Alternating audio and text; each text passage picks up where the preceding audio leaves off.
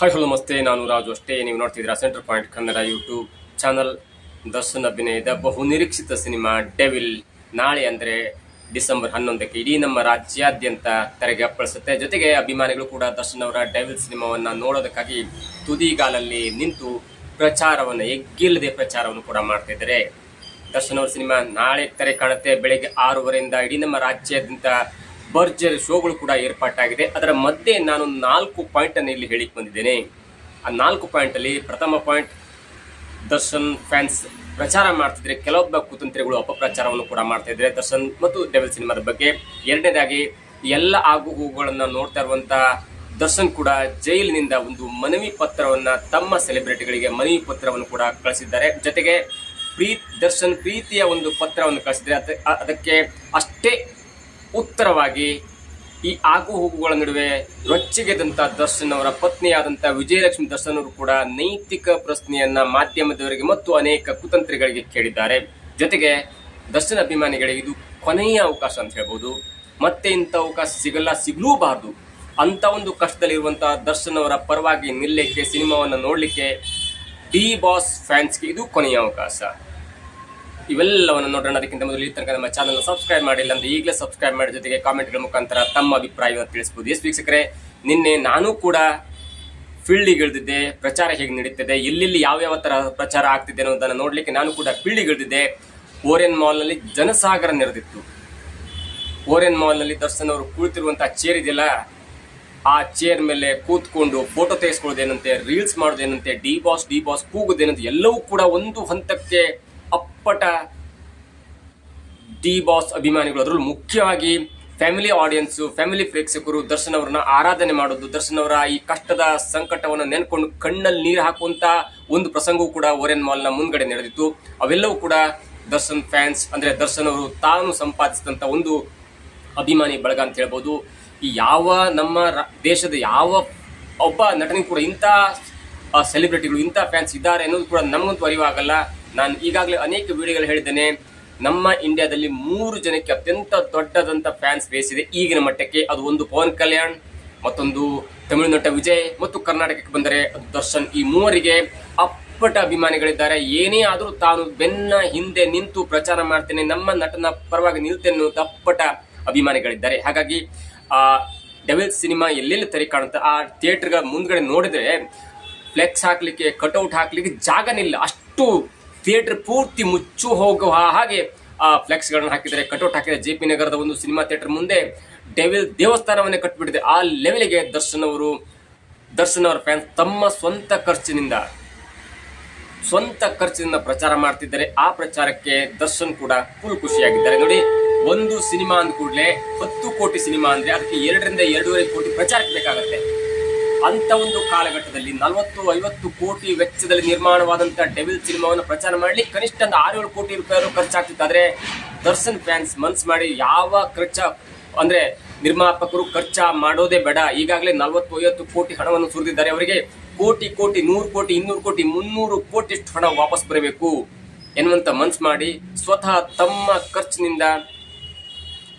ತಮ್ಮ ಖರ್ಚಿನಿಂದ ಇಡೀ ಎಲ್ಲೆಲ್ಲಿ ಥಿಯೇಟರಲ್ಲಿ, ಯಾವ ಥಿಯೇಟರ್ಲಿ ದರ್ಶನ್ ಅವರ ಡೆವಿಲ್ ಸಿನಿಮಾ ತೆರೆ ಕಾಣುತ್ತಲ್ಲ, ಎಲ್ಲವೂ ಕೂಡ ದರ್ಶನ್ ಫ್ಯಾನ್ಸ್ ಮಾಡ್ತಾ ಇದ್ದಾರೆ. ನೋಡಿ, ನೀವು ಫ್ಲೆಕ್ಸ್ ವಿಚಾರಕ್ಕೆ ಬಂದಾಗ ಡಿಸ್ಟ್ರಿಬ್ಯೂಟರ್ ಮಾಡ್ತಾರೆ. ಒಂದು ಥಿಯೇಟರ್ ಮುಂದೆ ಒಂದು ದೊಡ್ಡ ಕಟೌಟ್ ಹಾಕ್ತದ್ದು ಡಿಸ್ಟ್ರಿಬ್ಯೂಟರ್ ಮಾಡುವಂತ ಕೆಲಸ. ಅದು ನಿರ್ಮಾಪಕರಿಗೆ ಸಂಬಂಧ ಇಲ್ಲ. ಆದ್ರೂ ಕೂಡ ಆ ಡಿಸ್ಟ್ರಿಬ್ಯೂಟರ್ಗೂ ತೊಂದರೆ ಆಗ್ಬೋದು, ಟಾಕೇಜ್ ಅವರಿಗೂ ತೊಂದರೆ ಆಗ್ಬೋದು ಅಂತ ಕಾರಣಕ್ಕಾಗಿ ಡಿ ಬಾಸ್ ಫ್ಯಾನ್ಸ್ ಎಲ್ಲವನ್ನು ಕೂಡ ತಮ್ಮ ಸ್ವಂತ ಖರ್ಚಿನಿಂದ ಮಾಡ್ತಿದ್ದಾರೆ. ಜೊತೆಗೆ ಸಿನಿಮಾವನ್ನ ನೀವು ಸೋಷಿಯಲ್ ಮೀಡಿಯಾ ಓಪನ್ ಆದ್ರೆ ಶಿವಮೊಗ್ಗ, ಬಾಗಲಕೋಟೆ, ಕಲಬುರಗಿ, ಉತ್ತರ ಕನ್ನಡ, ಮಂಗಳೂರು, ಹೀಗೆ ಮಂಡ್ಯ, ಮೈಸೂರು, ಕೋಲಾರ, ಚಿಕ್ಕಬಳ್ಳಾಪುರ ಎಲ್ಲಾ ಕಡೆಯಲ್ಲೂ ಕೂಡ ದರ್ಶನ್ ಅವರ ಈ ಕಟೌಟ್ ರಾರಾಜಿಸ್ತಿದೆ. ಏನೋ ಒಂದು ಈ ಬಿಜೆಪಿ ಮತ್ತು ಕಾಂಗ್ರೆಸ್ನ ಫ್ಲೆಕ್ಸ್ಗಳು ಯಾರಾದ್ರೂ ಪ್ರಧಾನಮಂತ್ರಿ ಬಂದ್ರೆ ಅಥವಾ ಇಲೆಕ್ಷನ್ ಪ್ರಚಾರಕ್ಕೆ ಬಂದ್ರೆ ರಾರಾಜಿಸ್ತಲ್ಲ, ಆ ಲೆವೆಲ್ಗೆ ಕಟೌಟ್ಗಳು ರಾರಾಜಿಸ್ತಾ ಇದೆ. ಜೊತೆಗೆ ದರ್ಶನ್ ಅಭಿಮಾನಿಗಳು ಟೊಂಕ ಕಟ್ಟು ನಿಂತ್ಕೊಟ್ಟಿದ್ದಾರೆ. ಅದು ಡೆವಿಲ್ ಸಿನಿಮಾವನ್ನ ಗೆಲ್ಲಿಸಲೇಬೇಕೆನ್ನುವಂತ ಒಂದು ಪಾಯಿಂಟ್. ಎರಡನೇದಾಗಿ, ಇವೆಲ್ಲ ಆಗು ಹೋಗುಗಳನ್ನ ತಮ್ಮ ಪತ್ನಿಯವರಿಂದ ವಿಷಯವನ್ನು ತಿಳ್ಕೊಂಡಂತ ದರ್ಶನ್ ಅವರು ಕೂಡ ಅಭಿಮಾನಿಗಳಿಗೆ ಥ್ಯಾಂಕ್ಸ್ ಹೇಳಿದ್ದಾರೆ. ಅಭಿಮಾನಿಗಳ ಪರವಾಗಿ ಒಂದು ಹೃದಯದಿಂದ ಒಂದು ಪತ್ರವನ್ನು ಕೂಡ ಬರೆದಿದ್ದಾರೆ. ಇವೆಲ್ಲವೂ ಕೂಡ ನಿಮ್ಗೆ ತಿಳಿದು ಈಗ ಏನ್ ಆಗ್ತಿದೆ ಎಲ್ಲವೂ ಕೂಡ ನಿಮಗೆ ತಿಳಿದಿದೆ ಫ್ಯಾನ್ಸ್, ಅಂದ್ರೆ ಅಭಿಮಾನಿಗಳೇ, ಸೆಲೆಬ್ರಿಟಿಗಳೇ. ನಾನು ಸಂಕಷ್ಟದಲ್ಲಿದ್ದೇನೆ, ಆದರೆ ಎಲ್ಲವನ್ನೂ ಮರೆತು ಈಗ ಸಿನಿಮಾವನ್ನು ಗೆಲ್ಲಿಸಬೇಕು, ಸತ್ಯ ಹೊರಗೆ ಬರುತ್ತೆ, ಸ್ವಲ್ಪ ಲೇಟ್ ಆಗ್ಬೋದು, ಯಾವುದೇ ಕಾರಣಕ್ಕೂ ಕೂಡ ನೀವು ಗೊಂದಲ ಮಾಡ್ಕೋಬೇಡಿ. ನಿಮ್ಮ ಹೃದಯವನ್ನು ಕಲಕಿಕೊಂಡು ನೀವು ಯಾವುದೇ ಒಂದು ಗೊಂದಲವನ್ನು ಕ್ರಿಯೇಟ್ ಮಾಡ್ಕೊಳ್ಳದೆ ಸಿನಿಮಾವನ್ನು ನೋಡಿ, ಸಿನಿಮಾ ಜೊತೆಗಿರಿ.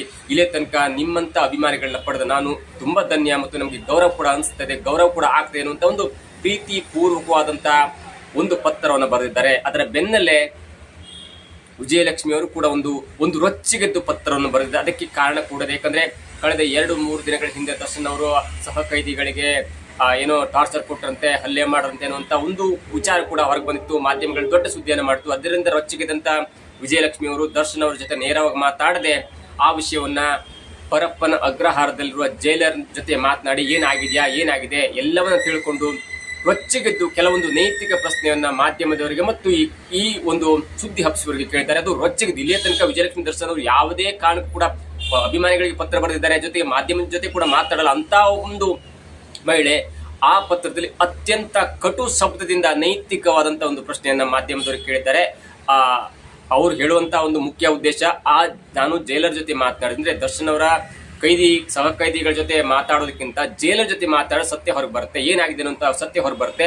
ಜೈಲರ್ ಜೊತೆ ಮಾತನಾಡಿದಾಗ ಅಂಥದ್ದು ಯಾವುದೇ ಒಂದು ಕಹಿ ಘಟನೆ ನಡೆದಿಲ್ಲ ಎನ್ನುವಂತ ಸ್ಪಷ್ಟ ಉತ್ತರವನ್ನು ಕೊಟ್ಟಿದ್ದಾರೆ. ಹಾಗಾಗಿ ಎಲ್ಲೋ ಒಂದ್ ಕಡೆ ದರ್ಶನ್ ಅವರ ಸಿನಿಮಾ ಬರ್ತಾ ಇರುವಾಗ ಅವರ ಸಿನಿಮಾಕ್ಕೆ ಅಡ್ಡಿ ಆಗ್ಬೇಕು, ಅವರ ಡೆವಿಲ್ ಸಿನಿಮಾಕ್ಕೆ ತೊಂದರೆ ಆಗ್ಬೇಕು ಎನ್ನುವಂತ ಕಾರಣಕ್ಕಾಗಿ ದರ್ಶನ್ ವಿರೋಧಿಗಳು ಇಂಥ ಒಂದು ವಿಷಯವನ್ನು ಹಬ್ಸಲಿಕ್ಕೆ ಕೋಟಿ ಸುರಿದಿದ್ದಾರೆ ಅನ್ನುವಂತ ಮಾತನ್ನ ಪರೋಕ್ಷವಾಗಿ ಹೇಳ್ತಾರೆ. ಜೊತೆಗೆ ಇದು ಮಾಧ್ಯಮದವರ ಅಧಪತನ ಎನ್ನುವಂತ ಮಾತನ್ನ ಕೂಡ ಹೇಳಿ ರೊಚ್ಚಿಗೆದ್ದು ಪತ್ರವನ್ನು ಬರೆದಿದ್ದಾರೆ. ಆ ಪತ್ರ ಕೂಡ ಅಂದ್ರೆ ದರ್ಶನ್ ಅವರ ಬರೆದ ಪತ್ರ ಮತ್ತು ವಿಜಯಲಕ್ಷ್ಮಿ ಬರೆದ ಪತ್ರ ಕೂಡ ವೈರಲ್ ಆಗ್ತಿದೆ ಮತ್ತು ಡಿ ಬಾಸ್ ಅಭಿಮಾನಿಗಳು ರೊಚ್ಚಿಗೆದ್ದು ಸಿನಿಮಾವನ್ನು ನೋಡ್ಲೇಬೇಕೆನ್ನುವಂತ ಹಠಕ್ಕೆ ಬಿದ್ದಿದ್ದಾರೆ. ಇನ್ನು 4ನೇ ವಿಷಯಕ್ಕೆ ಬರೋದಾದ್ರೆ, ದರ್ಶನ್ ಅಭಿಮಾನಿಗಳಿಗೆ ಇದು ದೊಡ್ಡ ಅವಕಾಶ ಮತ್ತು ಕೊನೆಯ ಅವಕಾಶ. ಇಂಥ ಅವಕಾಶ ಮತ್ತೆ ಸಿಗ್ಲೇಬಾರದು, ಮತ್ತೆ ಕರಳಿಸಲೇಬಾರದು. ಯಾಕಂದ್ರೆ ದರ್ಶನ್ ಅವರು ಒಂದು ಕೆಟ್ಟ ಗಳಿಗೆಯಲ್ಲಿ ಕೆಟ್ಟ ಕಾರಣಕ್ಕಾಗಿ ಒಳಗಿದ್ದಾರೆ. ಅವರು ಈ ಸದ್ಯ ಬರುವಂತ ಹಂತದಿಲ್ಲ, ಬರಬಹುದು ಅಂದ್ರೆ ಆದಷ್ಟು ಬೇಗ ಬರಲಿ ಅನ್ನೋದು ಕೂಡ ಅಭಿಮಾನಿಗಳ ಹಾರೈಕೆಯಾಗಿದೆ. ಆದ್ರೆ ದರ್ಶನ್ ಅವರ ಅನುಪಸ್ಥಿತಿಯಲ್ಲಿ ಡೆವಿಲ್ ಸಿನಿಮಾ ತೆರೆಗೆ ಬರ್ತಿದೆ. ಪ್ರಚಾರ ದರ್ಶನ್ ಅವರು ಇದ್ರೆ ಬೇರೆ ತರ ಆಗ್ತಿತ್ತು, ಆದ್ರೆ ದರ್ಶನ್ ಅವರು ಇಲ್ಲದೆ ಇದ್ದಾಗೂ ಕೂಡ ಅವರ ಅನುಪಸ್ಥಿತಿಯಲ್ಲೂ ಕೂಡ ಡಿ ಬಾಸ್ ಅಭಿಮಾನಿಗಳು ಪ್ರಚಾರ ಮಾಡ್ತಿದ್ರು. ಈ ಪ್ರಚಾರ ವಿಷಯವನ್ನು ಈಗಾಗಲೇ ಹೇಳಿದ್ದೇನೆ. ಆದ್ರೆ ಪ್ರಚಾರ ಮಾಡಿದ ಒಂದೇ ಕಾರಣಕ್ಕಾಗಿ ಸಿನಿಮಾ ಹಿಟ್ ಆಗಲ್ಲ. ಸಿನಿಮಾವನ್ನ ಡಿ ಬಾಸ್ ಫ್ಯಾನ್ಸ್ ಪ್ರತಿಯೊಬ್ಬರು ನೋಡ್ಬೇಕು. 1-2 ಸಲ ನೋಡಿದಾಗ ಮಾತ್ರ ಡೆವಿಲ್ ಸಿನಿಮಾ ಹಿಟ್ ಆಗುತ್ತೆ ಮತ್ತು ಎಲ್ಲ ಕುತಂತ್ರಗಳು ಹೊರಗೆ ಬರುತ್ತೆ. ಈ ಕುತಂತ್ರ ಮಾಡಿದವರ ಕೆಟ್ಟ ಕೆಲಸ ಹೊರಗೆ ಬರುತ್ತೆ. ಹಾಗಾಗಿ ದರ್ಶನ್ ಅಭಿಮಾನಿಗಳು ಇಷ್ಟೆಲ್ಲ ನೀವು ಸಾಮಾಜಿಕ ಜಾಲತಾಣದಲ್ಲಿ ವಿಡಿಯೋ ಹಾಕ್ತೀರಿ, ದರ್ಶನ್ ಫ್ಯಾನ್ಸ್ ಯಾವೆಲ್ಲ ಪ್ರಚಾರ ಮಾಡ್ತಿದ್ರಿ, ಎಲ್ಲವೂ ಕೂಡ ಒಂದು ಹಂತಕ್ಕೆ ಓಕೆ, ಆದರೆ ಸಿನಿಮಾವನ್ನು ನೋಡಬೇಕು.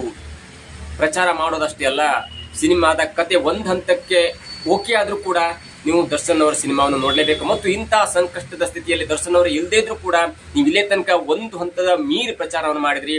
ಇನ್ನು ಮುಂದೆ ಸಿನಿಮಾ ಡಿ ಬಾಸ್ ಫ್ಯಾನ್ಸ್ ಕೈಯಲ್ಲಿದೆ. ದರ್ಶನ್ ಅವರ ಒಂದು ವರ್ಚಸ್ಸು ಈಗ ಡಿ ಬಾಸ್ ಫ್ಯಾನ್ಸ್ ಕೈಯಲ್ಲಿದೆ. ಹಾಗಾಗಿ ನೀವು ಮಾಡಿದಂಥ ಪ್ರಚಾರ ಅತ್ಯುತ್ತಮವಾಗಿದೆ, ಉತ್ತಮವಾಗಿದೆ ಮತ್ತು ಅದು ಉನ್ನತ ಮಟ್ಟದಾಗಿದೆ. ಆದರೆ ನಾಳೆಯಿಂದ ನೀವು 1 ಸಲ 2 ಸಲ ಸಾಧ್ಯವಾದಷ್ಟು ಸಿನಿಮಾವನ್ನು ನೋಡಬೇಕು ಮತ್ತು ನೀವು ಪಕ್ಕದವರಿಗೆ ಹೇಳಿ ಸಿನಿಮಾವನ್ನು ತೋರಿಸುವಂಥ ಪ್ರಯತ್ನ ಮಾಡಬೇಕು. ಇಲ್ಲಾಂದರೆ ಇದು ದರ್ಶನ್ ಅವರ ಇಂಥ ಅವಕಾಶ ಮತ್ತೆ ಸಿಗಲ್ಲ. ನಾನು ಹೇಳ್ತಾ ಇದ್ದೀನಿ, ಇಂಥ ಅವಕಾಶ ಸಿಗಲು ಕೂಡ ಬಾರದು. ದರ್ಶನ್ ಅವರು ಈ ಡೆವಿಲ್ ಸಿನಿಮಾ ರಿಲೀಸ್ ಆಗುತ್ತೆ, ನಾಳೆ ರಿಲೀಸ್ ಆಗುತ್ತೆ, ಹಿಟ್ ಆಗುತ್ತೆ, ಎಲ್ಲವೂ ಸತ್ಯ. ಆದರೆ ದರ್ಶನ್ ಅವರಿಗೆ ಕಷ್ಟದ ಸ್ಥಿತಿಯಲ್ಲಿದ್ದಾರೆ. ಅವರು ಯಾವಾಗ ಹೊರಗೆ ಬರ್ತಾರೆ ಎನ್ನುವುದು ಕೂಡ ಯಾರಿಗೂ ಊಹೆ ಮಾಡ್ಲಿಕ್ಕಾಗಲ್ಲ. ವಕೀಲರು ವಾದ ಮಾಡ್ತಿದ್ದಾರೆ, ಅದಕ್ಕೆ ಪೂರಕವಾದಂಥ ಎಲ್ಲವೂ ಕೂಡ ನಡೀತದೆ. ಆದರೆ ದರ್ಶನ್ 5 ತಿಂಗಳ ಆದ ಕೂಡಲೇ ಅಥವಾ 6 ತಿಂಗಳ ಆದ ಕೂಡಲೇ 1 ವರ್ಷ ಆದ ಕೂಡಲೇ ಹೊರಗೆ ಬಂದರೂ ಕೂಡ ದರ್ಶನ್ ಅವರು ಬಂದ ಕೂಡಲೇ ಸಿನಿಮಾ ಮೇಕಪ್ ಹಾಕಿ ಸಿನಿಮಾ ಮಾಡ್ತಾರೆ ಅನ್ನುವಂಥ ಯಾವುದೇ ಒಂದು ಊಹೆ ಕೂಡ ಇಲ್ಲ. ಯಾಕಂದ್ರೆ ಅವರಿಗೆ ಬೆನ್ನು ನೋವಿದೆ, ಕೆಲವೊಂದು ಮೆಡಿಕಲ್ ಸರ್ಜರಿ ಆಗಬೇಕಾಗತ್ತೆ, ಕೆಲವೊಂದು ಅವರ ತಯಾರಿ ಮಾಡ್ಕೋಬೇಕಾಗತ್ತೆ, ಕೆಲವೊಂದು ಕಥೆಯನ್ನು ಒಪ್ಕೊಳ್ಳಿಕ್ಕೆ ಹೊಸಗಟ್ಟಬೇಕಾಗುತ್ತೆ. ಹಾಗಾಗಿ ಡೆವಿಲ್ ಸಿನಿಮಾ ತೆರೆ ಕಂಡ ನಂತರ ಮತ್ತೊಂದು ಸಿನಿಮಾ ದರ್ಶನ್ ಅವರು ಬರುತ್ತೆ ಅನ್ನೋದಕ್ಕೆ ಕನಿಷ್ಠ 2 ವರ್ಷ ಆದ್ರೂ ಬೇಕಾಗುತ್ತೆ. ಅದು ಹೆಚ್ಚಾಗಿ ಕನಿಷ್ಠ 2 ವರ್ಷ ಬೇಕಾಗುತ್ತೆ. ನಾಳೆ ನಾಡಿದ್ದು ದರ್ಶನ್ ಅವರು ಹೊರಗೆ ಬಂದರೂ ಕೂಡ ಸಿನಿಮಾವನ್ನ ಕತೆ ಒಪ್ಕೊಂಡು ಅದನ್ನ ಪೋಸ್ಟ್ ಪ್ರೊಡಕ್ಷನ್ ಮಾಡ್ಕೊಂಡು ಅಂದ್ರೆ ಪ್ರೀ ಪ್ರೊಡಕ್ಷನ್ ಮಾಡ್ಕೊಂಡು ಎಲ್ಲವೂ ಓಕೆ ಆಗಿ ಶೂಟಿಂಗ್ ಅಂತ ಕೂಗಲಿಕ್ಕೆ ಒಂದು 5-6 ತಿಂಗಳು ಬೇಕಾಗುತ್ತೆ. ಈಗ ಒಂದು ಸಿನಿಮಾವನ್ನು ಮುಗಿಸ್ಲಿಕ್ಕೆ ಕನಿಷ್ಠ 1 ರಿಂದ 1.25 ವರ್ಷ ಬೇಕಾಗುತ್ತೆ. ಹಾಗಾಗಿ ದರ್ಶನ್ ನಾಳೆನೇ ಹೊರಗೆ ಬಂದರೂ ಕೂಡ ದರ್ಶನ್ ಅವರ ಮುಂದಿನ ಸಿನಿಮಾ ಬರಲಿಕ್ಕೆ ಕನಿಷ್ಠ 2 ವರ್ಷ ಅಂದ್ರೆ ತೆರೆಗೆ ಬರ್ಲಿಕ್ಕೆ ಕನಿಷ್ಠ 2 ವರ್ಷ ಬೇಕಾಗುತ್ತೆ. ಹಾಗಾಗಿ ದರ್ಶನ್ ಅವರ ಈ ಸಿನಿಮಾವನ್ನ ಡಿ ಬಾಸ್ ಫ್ಯಾನ್ಸ್ಗಳು, ದರ್ಶನ್ ಅಭಿಮಾನಿಗಳು ಹೆಗಲ ಮೇಲೆ ಹೊತ್ಕೊಂಡು ಹೇಗೆ ನೀವು ಪ್ರಚಾರ ಮಾಡ್ತಿದ್ರಲ್ಲ ಅದೇ ರೀತಿಯಲ್ಲಿ ಸಿನಿಮಾ ಕೂಡ ನೋಡ್ಬೇಕಾಗತ್ತೆ. ಹಾಗಂದಾಗ ಮಾತ್ರ ಒಳಗಿರುವಂತ ದರ್ಶನ್ ಅವರಿಗೂ ಕೂಡ ಒಂದು ಸ್ಫೂರ್ತಿ ಬರುತ್ತೆ. ಅವರು ಒಳಗಿದ್ರು ಕೂಡ ಎಲ್ಲ ಸಂಕಷ್ಟವನ್ನು ಮರಿತಾರೆ. ಯಾಕಂದ್ರೆ ನಮ್ಮ ಫ್ಯಾನ್ಸ್ ನನ್ನ ಸಿನಿಮಾವನ್ನು ಗೆಲ್ಲಿಸಿದ್ದಾರೆ ಅನ್ನುವಂಥ ಕಾರಣಕ್ಕಾಗಿ ಅವರು ಕೂಡ ತನ್ನ ನೋವನ್ನ ಅಭಿಮಾನಿಗಳ ಖುಷಿಯಲ್ಲಿ ಮರೆಯಾಗುವಂಥದ್ದು, ಮರೆತು ಹೋಗುವಂತ ಎಲ್ಲಾ ಲಕ್ಷಣ ಇದೆ. ಹಾಗಾಗಿ ಇಲ್ಲಿ ತನಕ ಡಿ ಫ್ಯಾನ್ಸ್ ಮಾಡಿದಂತ ಪ್ರಚಾರ ಅದು ಹೇಳಲಿಕ್ಕಾಗಲ್ಲ, ಅದನ್ನ ವರ್ಣಿಸ್ಲಿಕ್ಕಾಗಲ್ಲ. ಆದ್ರೆ ಇನ್ನು ಮುಂದೆ ದರ್ಶನ್ ಅಭಿಮಾನಿಗಳು ಸಿನಿಮಾವನ್ನು ನೋಡ್ಬೇಕಾಗತ್ತೆ.